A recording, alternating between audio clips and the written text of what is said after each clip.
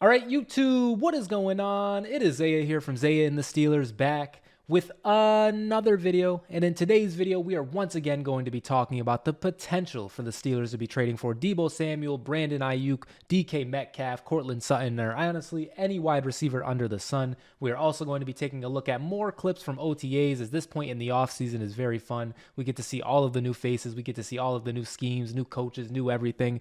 And so if you guys are Steelers fans or you enjoy NFL content in general, be sure to hit that like button, hit that subscribe button, ring the bell for notifications. We are on the road to 1,000 subscribers. Shout out to the people who have subscribed already. And shout out to the future subscribers, man. Also, let's get a shout out to the members. Also, I want to give you guys another shout out for helping me reach 600 subscribers, as I believe we're at like 612 as of recording this video. And I want to say one more thing before we really get down into this, okay? So, if you guys weren't early enough yesterday, man, you might have already seen this video as I'm having to re-record it now. Because, ladies and gentlemen, the gunshot, and I'm making sure it's working. The gunshot literally did not work the entire video, and I'm not gonna lie, I really was gonna leave it up there. I really was just gonna leave it on the channel, but it was just so awkward. Like I was holding for like applause or holding for the sound of the gunshot, and a lot of it was just too cringe. So I had to delete it. So we are back. We are once again talking about the Deebo Samuel or Brandonaiyuk trade. And honestly, I've talked about it so much that like I don't really know what else I can add other than the fact that I would be excited for it, or like, you know, this would give us extreme expectations. If we traded for either one of these guys, we immediately become like having to win a Super Bowl. You know, I know we're the Steelers and I know the Super Bowl is always the goal. We're trying to get that 7th Lombardi. You got me. You know, I get it. But if we do make a trade from one of these pieces, that like really turns up the heat. Now, you can say the heat is already turned up when you look at our defense, when you look at the addition of Russell Wilson, when you look at the addition of the offensive line in the running game, and we're not going to, you know, extend Najee Harris or whatever. The year might be, or like this year might be the win now year, and getting one of these guys definitely elevates that a lot. But I still feel like we're at the point where if we don't fuck around and win a Super Bowl, I don't want to say it's okay because that's the goal, but like, I don't know, man. I just don't think we're there yet as like preseason stamping it Super Bowl contender, you know? I just don't think we're there yet. However, getting one of these guys immediately is like, yo, the Steelers need to win now because like they're being very aggressive. I'm assuming Deebo Samuel is going to cost, you know, a lot of trade value. I'm assuming Brandonaiyuk is going to cost a lot of trade value. And on top of that too, Brandonaiyuk is going to come with like a new contract. And on top of all of that too, it's not just a new contract, not just a new deal. Brandonaiyuk is going to get paid. And I'm not going to lie, you know, I talked about this a lot already, but, you know, we look back to and you shouldn't just base it off one game, but, like, we're Steelers fans, right? Like, you know, if you made it to this point in the video, what are we, like, 3 minutes in? If you're still here, like, you're rocking with this. So, like, we're Steelers fans. We remember that week 1 game. Do we remember Brandonaiyuk absolutely torching us? Because I sure do. I sure remember Brandonaiyuk getting, like, 6 touchdowns and 200 yards on our week 1 defense, man. And on top of that, too, I've had Brandonaiyuk in fantasy. I've faced Brandonaiyuk in fantasy. This guy is a dog, man. He really is. His highlights are very fun to watch. He's a great route runner. And I remember a time, too, where we had a receiver like Diontae Johnson. And because he's a big Steeler, he was a big Steeler. Because, you know, I'm a Diontae Johnson fan. I fuck with Diontae Johnson even still, even though we got rid of him. Even at that point, I remember like arguing like, man, Diontae Johnson is so much better than Brandonaiyuk, man. Like Brandonaiyuk can't hold a candle to Diontae Johnson, you know, all this and all that. Now that, you know, we're potentially going to get Brandon and Diontae Johnson is gone, I'm here to tell you, man, Brandonaiyuk is him, bro. Brandonaiyuk is very good, and I'm not gonna lie, I was looking like a clown when I was saying that stuff, but, you know, Diontae was a big Steeler, and Diontae is underrated. I'm not gonna turn this into a Diontae Johnson video, but maybe I wasn't a clown for, you know, defending Diontae in that situation, but, you know, now that we can be objective about it, like Brandonaiyuk is probably better than Diontae Johnson. So that has absolutely nothing to do with anything besides like my personal vendettas or whatever, my personal power scaling. But, you know, I just wanted to let you guys know, like, Diontae Johnson, if you're watching this video, bro, like it was me versus 1,000 people trying to defend you. Because the draft class, it was like Brandonaiyuk, AJ Brown, Diontae Johnson, I want to say Terry McLaurin and like some other receivers. And like, it was like, ooh, who would you take like right now? Who's going to have the best year, whatever, right?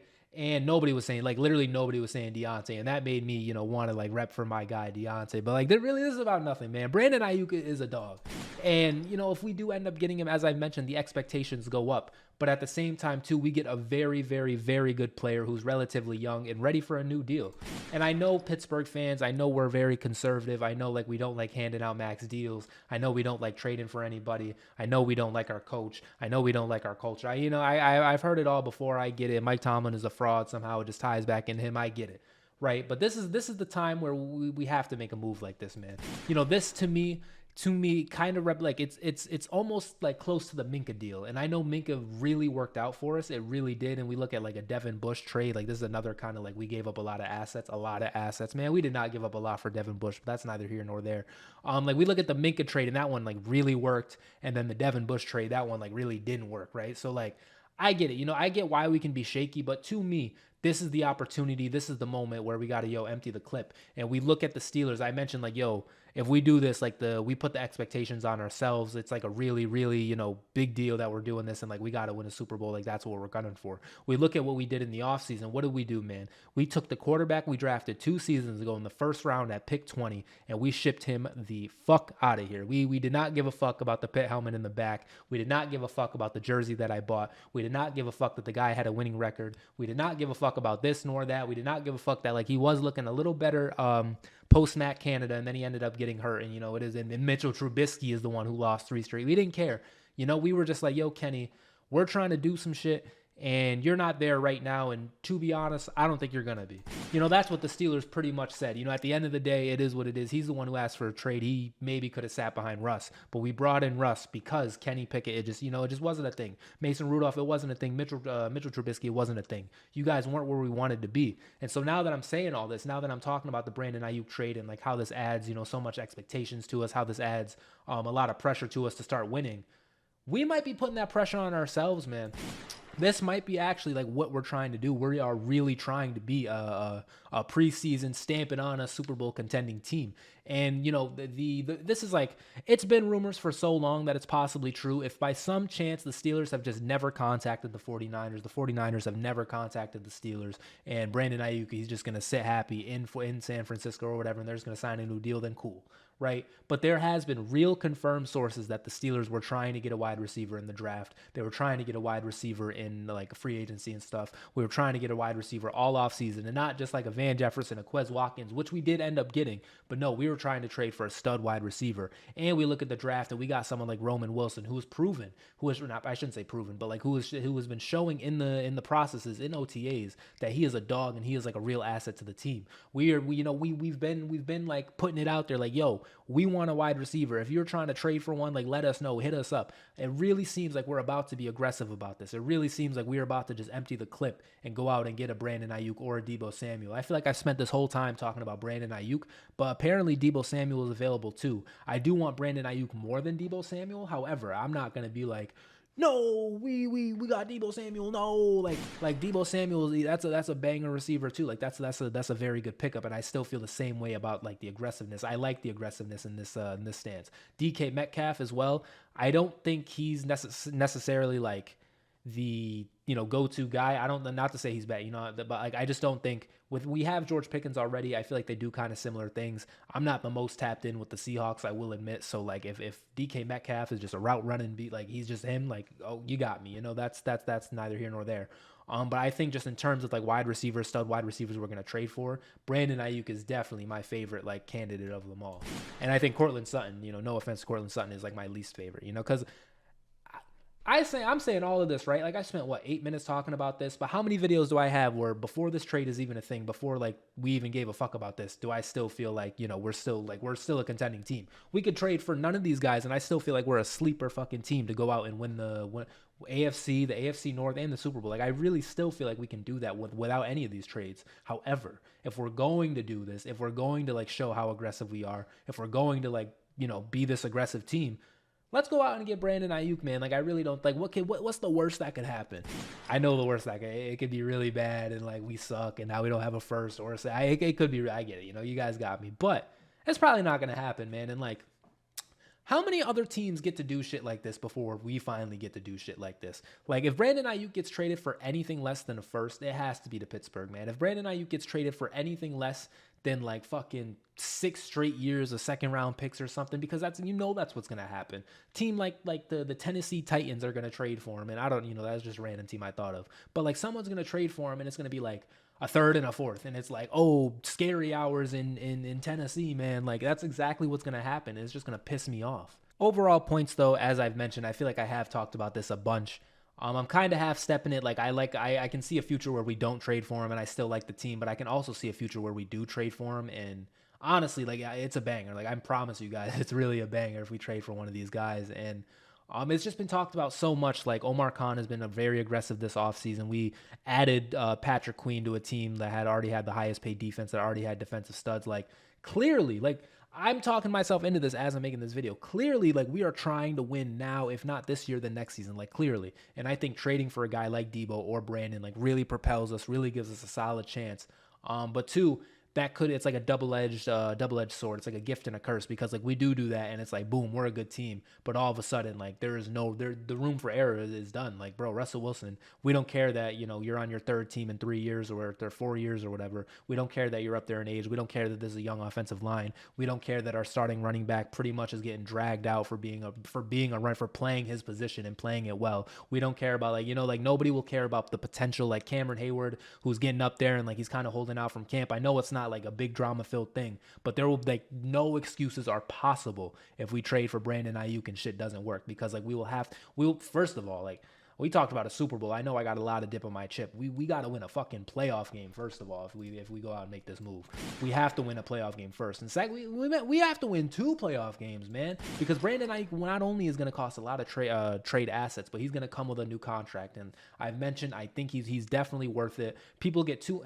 Oh God, I'm just ranting, man. I know you guys do like the longer videos, but like I just think of stuff like as I'm talking. Like I know people are like, yo, Brandonaiyuk shouldn't get this, or Jalen Waddle shouldn't have got this because like this receiver is actually better. Like guys, this is how it works with every position. Whoever is next up, they get to set the thing for the highest pay. Like that's just how it works. So whether you think Brandonaiyuk is better than like Amon-Ra St. Brown or something like that, that's just how it works. Whoever is up next gets to be the one to set the market, So like that's just how it works. And I think Brandonaiyuk is worth that. That is going like literally that is what he is going to make. Like it just is what it is. If he's not going to be in Pittsburgh making that, he's going to be somewhere else making that. And there's some people out there that think, okay, then let him go somewhere else and make that. Like we'll be fine. We probably will be fine. But at the same time too, we could just go out and get Brandonaiyuk and have a potential receiving tree of George Pickens, Brandonaiyuk, Roman Wilson, Calvin Austin, Pat Fryermuth, Darnell Washington, Quez Watkins, Van Jefferson. Like we could have crazy weapons, and you can see the cat in the back. He's very hyped to see Brandonaiyuk in Pittsburgh, man. So yeah, we will see what ends up happening. Maybe none of this even matters. And once again, I was tricked into talking about this trade. But we'll see, man. We'll see, man. I'm definitely a fan of Brandonaiyuk, and I want to see how he plays. Something else I want to talk about now, though, is something I didn't get a chance to like really dive into. Partially because, I had to re-record this video. Like, this video was supposed to come out yesterday, man. Now I'm going to release it during UFC, and I kind of want to watch that. Shout out to UFC. But Joey Porter Jr. said he's the #1 cornerback in the NFL. And, like, isn't he? Isn't Joey Porter Jr. the #1 cornerback in the NFL? We look at him. This guy was a rookie, and we threw him against the #1 receivers. He had to wait a little bit. He waited, 4 games before he could actually play. But once he did, we threw him out there into the fire. And for the most part, this guy came out alive. He came out unburned. There's definitely, you can look up some clips. You can find some clips of any, quarner getting cooked. It's just a tough position to play. It's probably the second hardest behind, quarterback. And even that, Apple, whatever, man, whatever you guys want to say about that, it is what it is. But corner is definitely a very hard position, if not the hardest. And so it's going to happen. But for the most part, Joey Porter Jr. has been solid for us. He really has been. After that rookie year, I'm excited to see how much better he can play in year 2. And on top of that, how long have we been begging and pleading for a corner, man? How long were we watching the Killer Bees put up 45 only to lose by 50? Because we had nobody in the secondary. We had not too much on Mike Mitchell, man. Not too much on Artie Burns. Not too much on Sean Davis. Not too much on Ross Cockrell. Not too much on all these people. I get it. But man, was it a tough secondary out there sometimes. And we had all our draft picks the whole time, man. We were not aggressive when we had the Killer Bees. But now we got Joey Porter Jr. and this is somebody who we've really wanted. Of course, he has the Game of Thrones, lineage of, his dad was a Steeler and all that. Of course, we got that, right?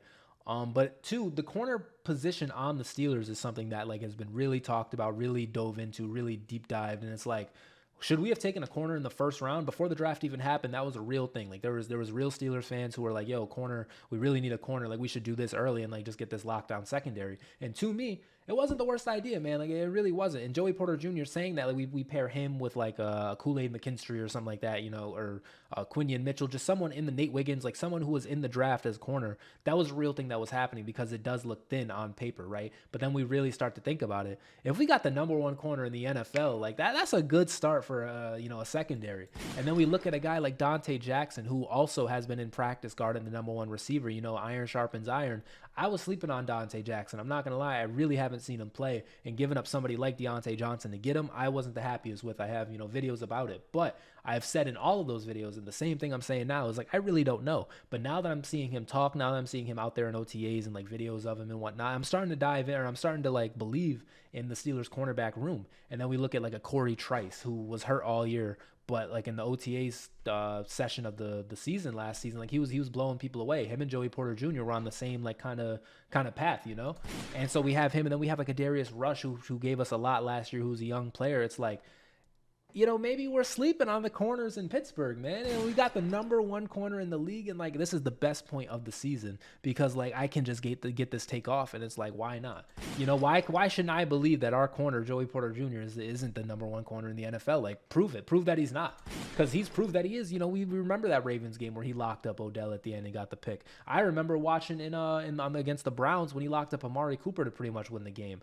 I remember when this guy locked up, you know, because this is what happened too. Like the Joey Porter Jr. didn't get to play for like the first 4 games, and so we saw Brandonaiyuk out there cooking us. And I can't remember like how much Joey Porter Jr. played, if he even played specifically in that game, but I know it was not like how it was later in the season. And if we would have thrown him out there in like early on in the season, you know, maybe he gets cooked, maybe he wasn't ready, or maybe he just starts locking up Brandonaiyuk too, man. You know, that's what I'm saying. Like maybe, you know, with the way he played last season, like I'm just very excited to see the growth. I'm very excited to see the Steelers corners pretty much prove the world wrong. And like, yo, we are a legit team. We are legit beasts. We are, you know, the talk of the town, and we are being slept on heavily. And we're tired of being slept on, man. We're tired of that bullshit. We are tired of like getting slandered. We are tired of like, oh, we got to draft a corner again in the first round, because we pretty much did that with Joey Porter Jr. and we got Corey Trice, and we got Dante Jackson, we got Darius Rush. There's a real chance, man, that we got the most slept on cornerback room in the NFL. And Joey Porter Jr., I'm gonna show you guys this picture, and I want you guys to tell me he's not the best corner in the NFL. Like, look at this aura, man.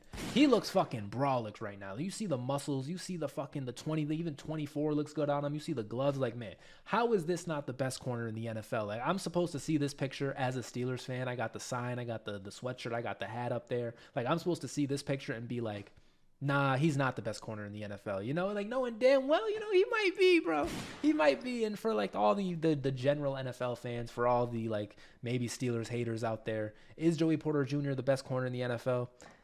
You know, maybe, I guess maybe not, right? But like, once again, we're at the point in the season of like, why can't I say this? You know, why can't I get this takeoff, bro? It's not the worst idea in the world, right? Like, he didn't just say the earth is flat. Like, nah, man, Joey Porter Jr., he might be the best corner in the NFL. And so we couple that with how good our defense is. We couple that with the explosiveness that the offense could potentially show with a rejuvenated Arthur Smith, with new quarterbacks, with a potentially Brandonaiyuk, man. I start thinking, bro, I start pulling out that FanDuel / DraftKings / MGM / whichever app I still have a new user promo for, man. We start pulling those apps out when I see these pictures of Joey Porter Jr., and it's like, Steelers Super Bowl, lock it in. You know, like, that's just what happens when shit like this happens. This is the best point of the season, low key, unless you're like the Chiefs, unless you're like, you know, this prominent winning team. The 49ers, even, like, you guys have been to a bunch of Super Bowls, but boy, does it hurt at the end of every season, bro. I think the 49ers fans, and like, here we are trying to do business with them, so maybe I shouldn't slander them as much, but I think being a 49ers fan is like, it has been incredibly heartbreaking and tough. You know, like, it just, with the way things have gone, with how close they've been, but they can't touch it, it's been very tough. And so they're another team who should like really be enjoying this point of the season, but maybe they're not, because, you know, they're about to trade their whole team, and we don't know, you know, once the window is closed, once the window was open, it was there for the taking. You never know if the window's going to stay open, man. And so maybe it's tough for them, but guess what, Steelers fans, I'm going to end the video with this. Our window, it could be open, man. It could be starting to open, man, because like, it hasn't been, like, we haven't been looked at as like the Super Bowl contending team. We haven't been looked at as this team. In fact, we've been getting kind of slept on over these years, but this could be a real chance for that window to be kind of creaking open and we just smack through that shit because we have the best corner in the NFL. We have the best TJ Watt in the NFL. We have probably the best running back duo in the NFL. We have probably, if we go get Brandonaiyuk, man, with him, Pickens, and Roman Wilson and Calvin, we have, man, Pat and Muth, man, we might have the best receivers in the NFL. We might have the Minka Fitzpatrick. We got the best safety in the NFL. We look at the linebackers with Patrick Queen, new addition, and then we got a Landon still. We got Cole Holcomb still. We got the best linebackers in the NFL. Throw Alex Highsmith in there. We got the best Alex Highsmith in the NFL. We got the best Cameron Hayward in the NFL. And on top of that, too, we got the best Chris Boswell in the NFL. So I say all of that to say, and I see this picture of Joey Porter Jr., how are we not going to win the Super Bowl, guys? So with that all said, I will end this video here. I want you guys to tell me why we're not going to win the Super Bowl, especially if we go out and trade for a Brandonaiyuk, because I'm going to round it out with this. If we go out and do this, then the expectations have been set. The bar is set high, and it will be on the players and us to actually reach the goal, because Omar Khan, if he gets us Brandonaiyuk, man, he will have done everything damn near possible to give us a Super Bowl contending team coming off the Colbert, kind of regime of like, did he fuck up at the end? Did he not fuck up at the end? Who cares? Omar Khan was given his plate, and he will have turned his plate into a fucking Gordon Ramsay meal if we go out and get Brandonaiyuk. Once again, it'll just be on the team to actually go ahead and, go through with it. And then, the people from the back who I was talking about, Joey Porter Jr., the people from the back are like, oh, but we need another corner. No, we need another corner. Like, because they've been doing that, right? And they've been doing that with this wide receiver thing. Like, maybe, just maybe, we can cross our T's and dot our I's in every position. But no team is ever going to be perfect, man. If we can get Brandonaiyuk, we are going to be just good enough to me to actually fuck around and do it. So, we'll see. Anyways, guys, if you guys enjoyed this video, be sure to hit that like button, hit that subscribe button, ring the bell. Once again, if you saw this video early enough yesterday, then, congratulations, but it was just so cringe. I had to re-upload it. So sorry if this stinks, because I literally already made this video. I had to kind of redo it. So it is what it is. Also, I'm just the worst at outros. It is, once again, that is what it is too. I hope you guys enjoyed this video. Bit of a longer one. I will see you guys in the future. Maybe we'll trade for somebody. Maybe we won't. If not, I'll just keep looking at pictures from OTAs and just being like, bruh, Steelers are winning the Super Bowl. Peace out.